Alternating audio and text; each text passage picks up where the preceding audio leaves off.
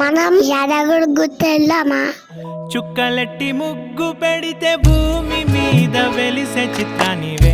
నిన్ను చూస్తూ ఉంటే నాకు ఆయువేమో పెరిగే. నవ్వితే కాలమైన ఆగిపోయి విడిచిపెట్టదులే. ఎవరికెవరు కాపలానో మారిపోయే కడకు. నాతోటి మాట్లాడే పూజాయినే నీకు నేరుగా చూపించనా?